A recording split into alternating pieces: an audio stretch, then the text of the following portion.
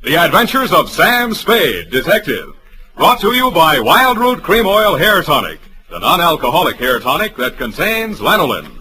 Wild Root Cream Oil. Again and again, the choice of men who put good grooming first.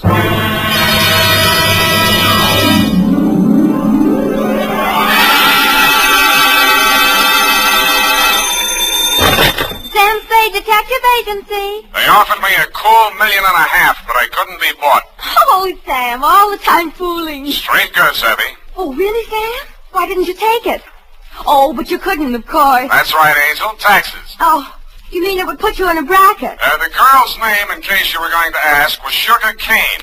Was she sweet?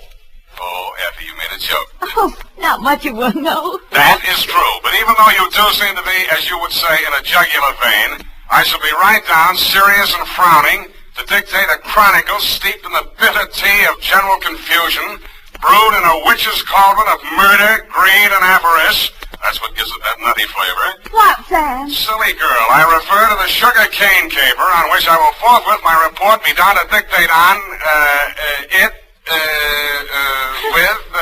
goodbye.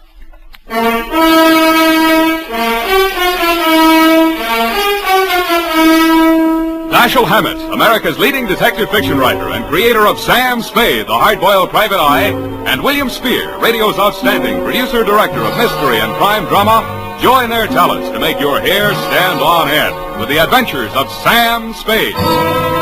Presented by the makers of Wild Root Cream Oil for the hair. Want to look better on the job? Get Wild Root Cream Oil. Want to look better to that gal of yours? Get Wild Root Cream Oil. Wild Root Cream Oil Hair Tonic improves your entire appearance by grooming your hair neatly and naturally, relieving dryness, removing loose dandruff. If your family hasn't yet enjoyed the benefits of America's leading hair tonic, here's what to do about it. Ask at your drug or toilet goods counter for the new 25-cent get-acquainted bottle of Wild Root Cream Oil Hair Tonic. Again and again, the choice of men and women and children, too. And now, with Howard Duff starring as Spade, Wild Root brings to the air the greatest private detective of them all in the adventures of Sam Spade.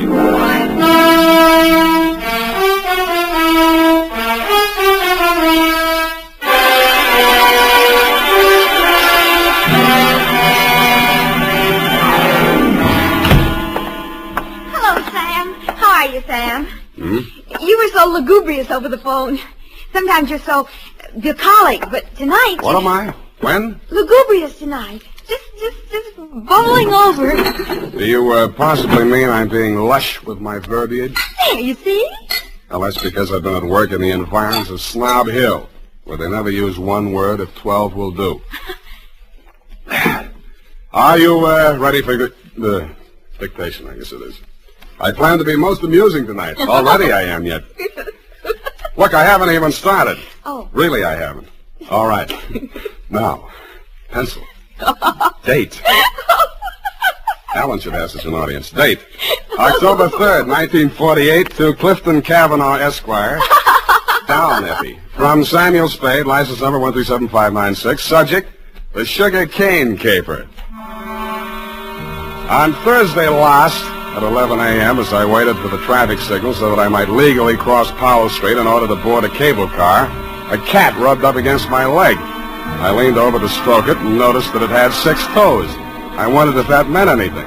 It didn't. Most Nob Hill addresses don't mean much anymore, but yours still does. The house was big, hideous, and reassuring. Oh. Are you from Pepper Snow? No, I'm in business for myself. Mr. Cavanaugh in? Oh. Well, come on in. I can't understand what happened to that boy from Pepper Snow. Oh, pardon me if I seem a little hungover. Gladly, but can you ever forgive yourself? I like you. You got a sense of humor. You'll need it.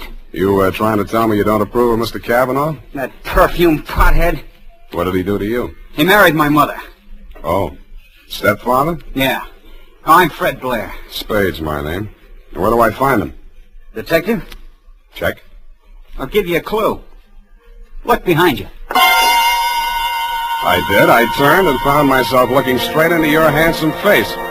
You looked several years younger than your stepson, with regular aquiline features, dark, widely spaced eyes, and blue-black hair. Well, so you're the notorious Sam Spade. Well, I don't want to seem modest. Come into the conservatory. There's just the barest chance that we'll not be overheard. Good. There. Sit down. What's your problem, Mr. Cavanaugh? Problem indeed. Problems, plural. Starting with that junior-grade lush that collared you at the door. He's very fond of you, too. Well, you can't imagine what a trial that boy's been to me. Both the children. For some reason, neither Fred nor his sister Eunice ever quite accepted me as their father. You don't say. I suppose my youth counted against me. I think they misinterpreted my motives. When any man marries a wealthy widow twice his age... Yeah. Why did you send for me, Mr. Cavanaugh? Well, it all started several months back, before my wife, their mother, where was I? Oh, died. The scandal quite literally killed her. You're sure that's what did the trick? Fred, who, among other talents, was a positive genius for knowing the wrong sort of people, struck up an acquaintance with a hoodlum named Johnny Verona. Nice, clean-cut gangster type, runs a joint on Pacific Street. Precisely. With the positively hysterical name of the Subtropico. Mm-hmm. Well, there was a sordid brawl of some sort. A man shot. Obviously, this Johnny Verona shot him. Fred had to give testimony before the grand jury. It was all we could do to keep it out of the paper. But you did. No, and old Eleanor, my wife, that is, dropped dead when the butler brought in the Chronicle. But the worst was yet to come, Sam. Well, don't keep me hanging, Cliff. Well, Fred continued to frequent this bistro, this dive of Verona's. I understand. I believe the bait is a toothsome little teaser with the unlikely name of Sugar Kane. She likes Fred. No woman in her right mind would look twice at that idiot, even if he were twice as rich and only half as sodden. Then, where was I? Oh, yes, this Verona person came here several times on the pretext of pouring Fred through the front door, and thereby met my stepdaughter, Eunice. Well, that's a very interesting story, Mr. Cavanaugh. Now, maybe you'll tell me what you want a detective for. Because my stepdaughter has brazenly informed me that she intends to marry this gangster. I want you to help me prevent that marriage. I don't see. Don't see what? I don't see how I can. Well, perhaps I didn't make myself clear. When Verona was arrested for that shooting in his club, Fred didn't tell the grand jury all he knew. Now, if you could prove that Verona is guilty, then we'd be rid of him for good. Is it Verona you want to get rid of, or your stepson? Good Lord, you don't think Fred did it? Do you? Why, no, of course not. Okay, supposing Verona did it, then Fred goes up on a perjury rap, maybe accessory. Oh. Well, I have no overwhelming desire to injure Fred. Look, why don't you tell me what you have an overwhelming desire for? Well, under the terms of her mother's will, Eunice will inherit $3 million as soon as she marries. When? When what? When do I meet her? Be serious, man. Now, I will pay Verona $50,000 in cash if he'll stay away from her. Would you take $50,000 as the payoff in a $3 million caper? In this instance, yes. Eunice is not very well, and you may quote me on that, book, chapter, and verse. To Johnny Verona? To Johnny Verona. Okay. Water's mighty cold this time of the year at the bottom of the bay, but if you don't care, I don't. Thank you. Let me know how it comes out. Don't give it a second thought. You'll know. Don't get up, Mr. Cavanaugh. I know the way out. Hey, Spade, wake up. Well, you look a little better. Listen, there's something you ought to know. He was my sister's boyfriend before he married my mother. He did it out of revenge because Eunice threw him over. He still wants to marry her. Any particular reason? Oh, my mother put that crazy marriage clause in her will. He's been systematically getting rid of every man who's been interested in her. Bought him off, threatened him off any way he could. Why? He thinks Eunice will eventually marry him to get her inheritance. But she won't. She'll kill him first, and if she doesn't, I'll do it for her. Fred. Huh? Oh, yeah? Fred, what on earth are you saying? Who is this man? Well, he's the detective. Sam Spade. You're Eunice Blair? Yes, I want to talk to you. Fred, go and... Yeah. See you later, Spade. I know why my stepfather hired you, Mr. Spade. If you need the money, go ahead. But this time it won't work. You look as if you'd like to be a nice girl. How did you happen to settle for a cheap grifter like Johnny Verona? Because we understand each other, and he can't be scared off. Any message I can take him from you? Tell Johnny I'll meet him at the usual place. And tell him I still like my coffee black. No sugar.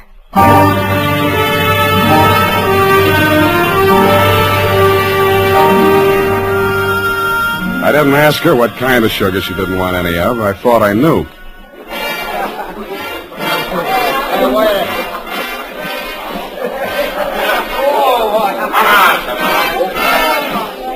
The only thing wrong with Sugar Kane's dance was her dancing, but the customers didn't seem to mind, and I didn't either. It was a pleasure to size her up carefully, as I would have felt obliged to do anyway in my professional capacity. She was a black-haired number with aquiline features and widely spaced dark eyes. It was a beautiful combination, and I wondered where I'd seen it before quite recently. I decided to find out.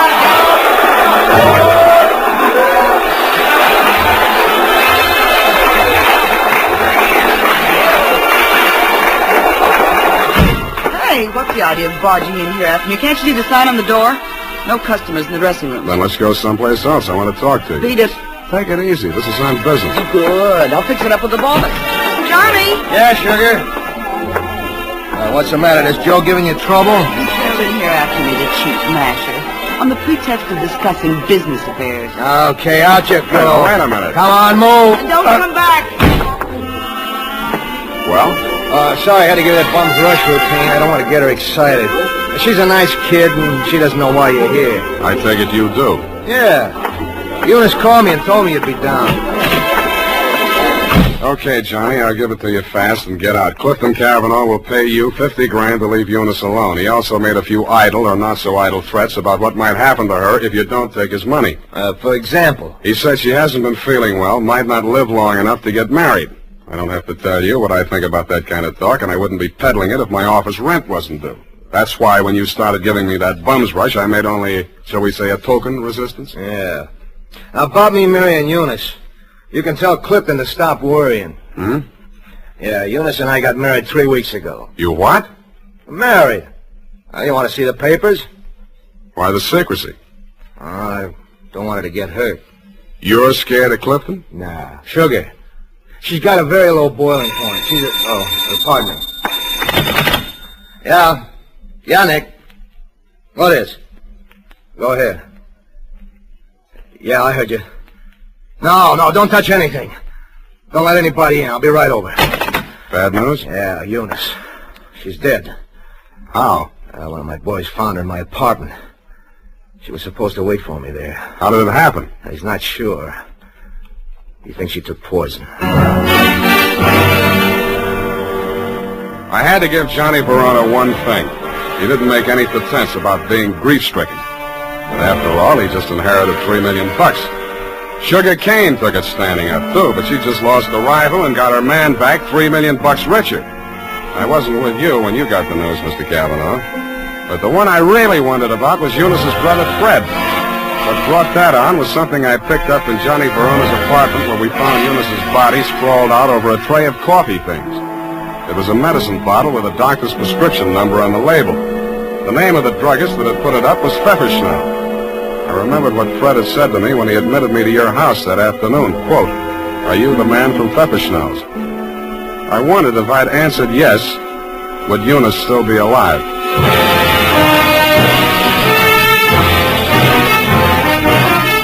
The makers of Wild Root Cream Oil are presenting the weekly Sunday adventure of Dashiell Hammett's famous private detective, Sam Spade.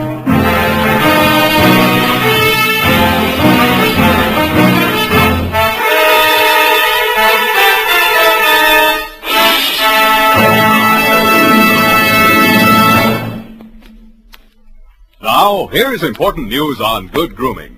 If you want the well-groomed look that helps you get ahead, socially and on the job, listen.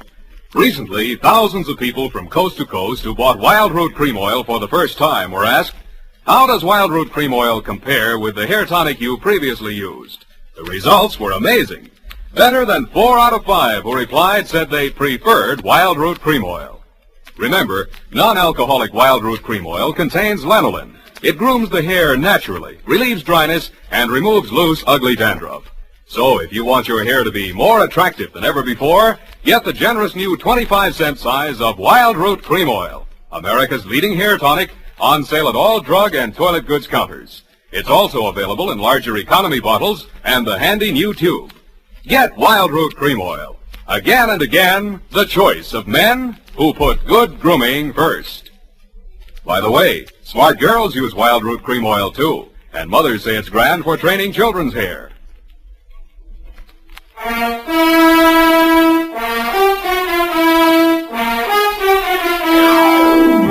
And now, back to the Sugar Cane Caper. Tonight's adventure with Sam Spade.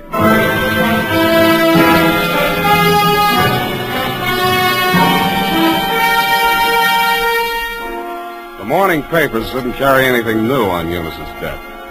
Cause was put down to an overdose of a toxic drug. The doctor who prescribed it said she'd requested it for migraine headaches, which he suggested might have driven her to suicide. He did not explain why she had taken 4 doses in capsule form and dissolved the rest of it in a decanter of coffee. I thought somebody else had dosed the coffee, and so did you, Mr. Cavanaugh. Verona did it, of course. We knew she was taking those pills and dosed the coffee just enough to be fatal when added to what she took voluntarily. You knew all that, too. Well, so did Fred. But you had more reasons, 3 million more. But they were already married. You know that when you hired me? Yes. Then how come? I knew she was planning to do away with herself. I thought if we could pin it on Verona, after all, he's guilty of that old murder, Fred's a witness to that. Well, if he were convicted, the money would revert to me. Nuts. You don't believe me? She wasn't planning suicide, and you know it. Well, then? I don't care who takes the fall, but I got less on Verona than I got on you. Then I'll give you something. Here. Take a look.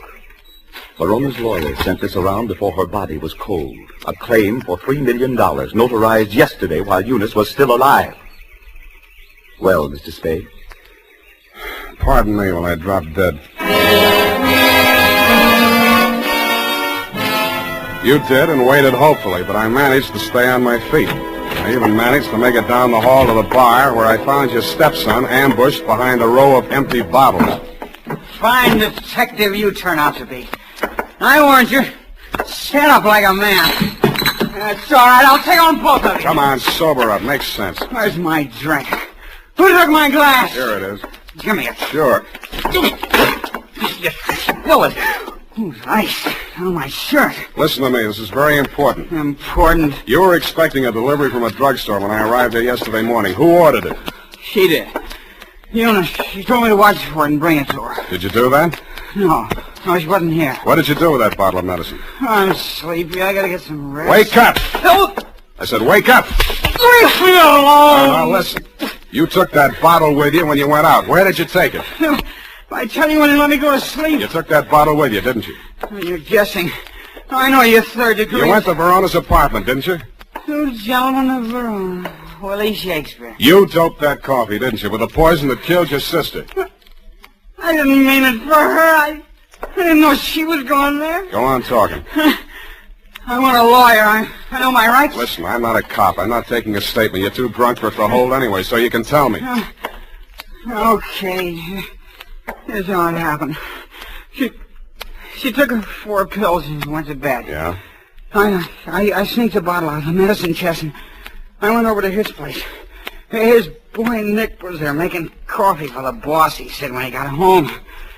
I hung around talking for a while and I stripped some of the stuff in the percolator while he was getting out the cups. And that's all. Why did you want to kill Johnny Verona? So Eunice wouldn't have to marry him. What do you mean, have to?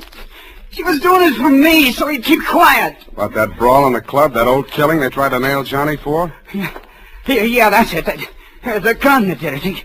He got rid of it before the cops arrived. That was my gun. Fred, straighten up. Look. Yeah.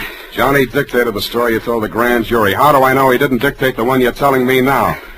Who are you covering for? I didn't say anything. I didn't tell you anything. Get out of here! What's the matter with you? Get out the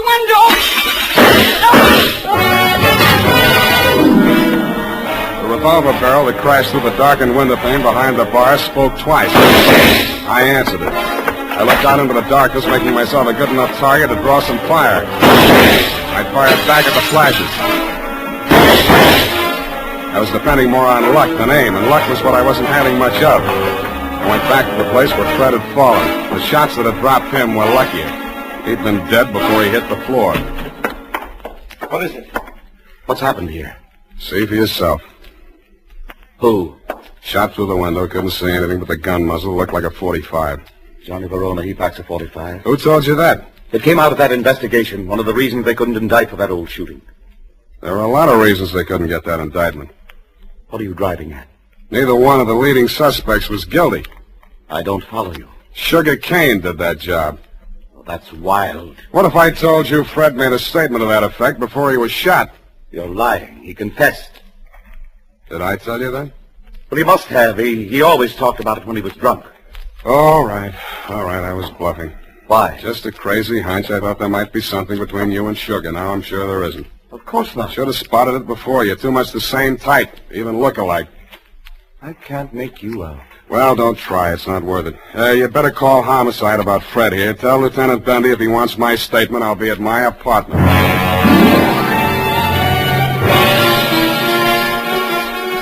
After I pretended to leave, I came back and did a little eavesdropping of my own.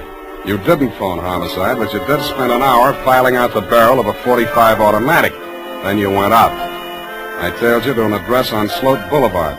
A short time after you went in, Sugar Kane came out alone. I followed her to, you know the answer, my apartment. I went in the back way via the fire escape and arrived in time to answer her buzz. Oh, Mr. Spade, thank heaven I found you at home. So am I. Come in. I know it's terribly late. Forget it. Won't you take off your coat or something? Can't stay very long. It's not safe. I may have been followed here. Oh, surely not. Sam, you don't mind if I call you Sam? No. I'm so frightened. It's about Johnny Verona. I don't know what he may do. He's convinced that Fred killed Eunice, and he's out gunning for him right now. We've got to stop him before he does anything rash. You come to the wrong party, Sugar. I'm working for the enemy. Enemy? Kavanaugh. Oh. It's no skin off his nose if Johnny Verona drops Fred Blair or if you all drop. All he does is sit back and collect. Oh, you can't be as cynical as that. You ought to know. Has he told you anything about me? I'd rather hear it from you. Maybe sit down.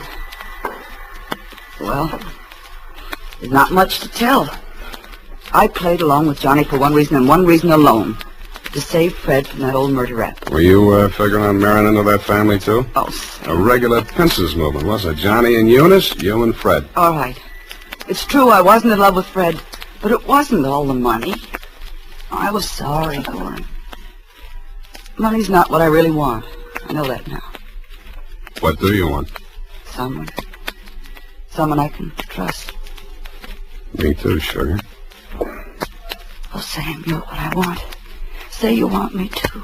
Please say it.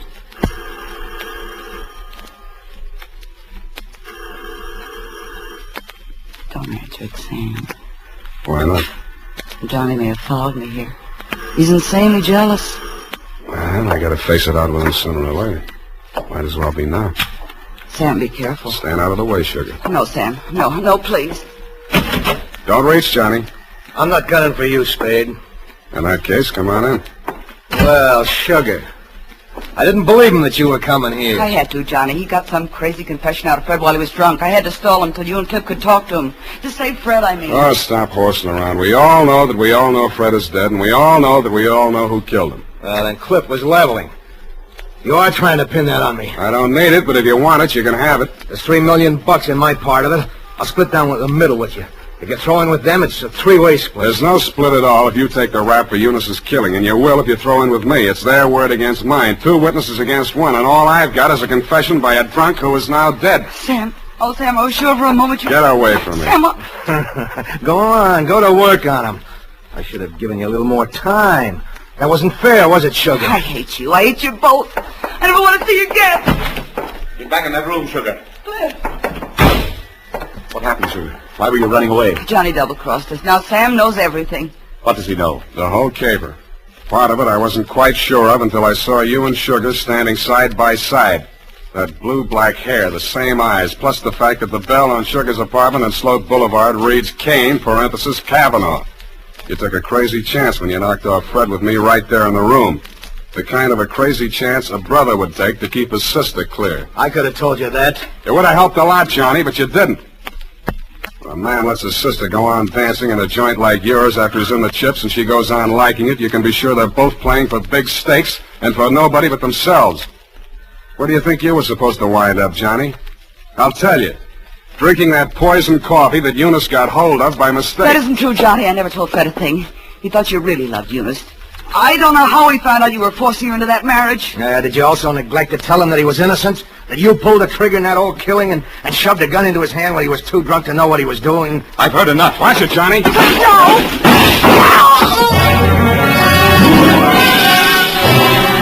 I winged you a split second before you fired. Your aim went wild. All I saw at first was that it missed Johnny. Then I saw him move forward in her direction. She was leaning against the wall, a puzzled expression on her face, her hand plucking nervously at a spot of red that was spreading against the white of her dress. He caught her as she pitched forward and carried her over to a couch. She didn't speak again. You and Johnny knelt beside her until the cops arrived. If you were aware of each other's presence, neither of you showed it. Period. End of report. That was a sad ending, Sam. Yes, it is. I'm sorry it ended so sadly. Well, it was bound to, one way or the other. There wasn't anybody in the whole gallery that thought about anybody but himself. Except poor Fred, I guess, and his only friends arrived in bottles and left in the ash can. All those millions and millions. Who'll get the money now, Sam? I'm glad you asked that. It leaves me cold. Go tight that up while I knit myself a sweater. And now, listen to this. It's the smart mother who sees to it that Wild Root Cream Oil is always kept handy around the house. For she knows that Wild Root Cream Oil grooms her family's hair neatly and naturally, relieves dryness, removes loose dandruff.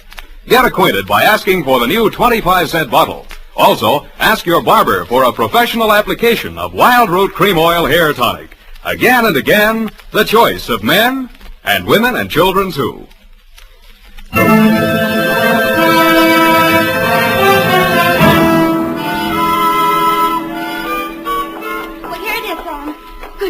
Terrible group of unfortunates.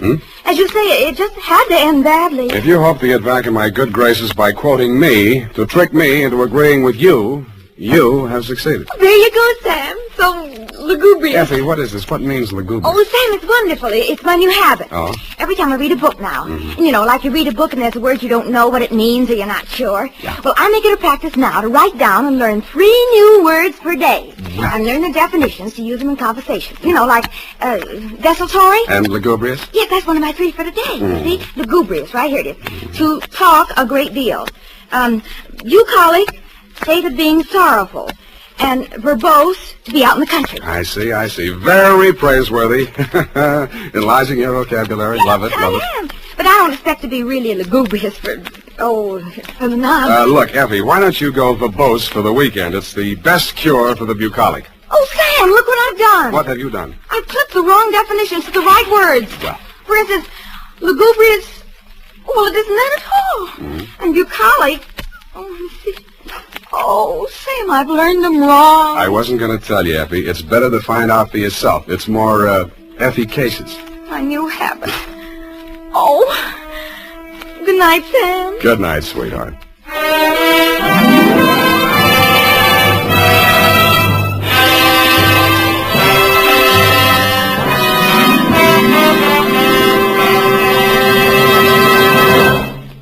The Adventures of Sam Spade, Dashiell Hammett's famous private detective, are produced and directed by William Spear. Sam Spade is played by Howard Duff. Lorene Tuttle is Effie. The Adventures of Sam Spade are written for radio by Bob Tallman and Gil Dow.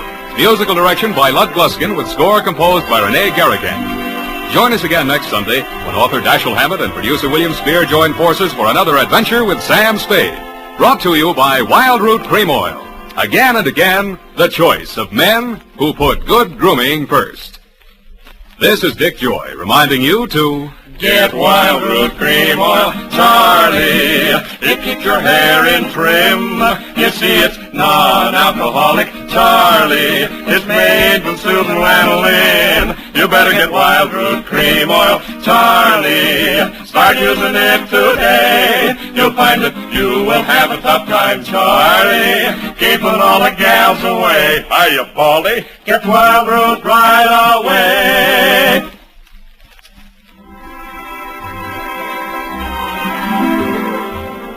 This is CBS, the Columbia Broadcasting System.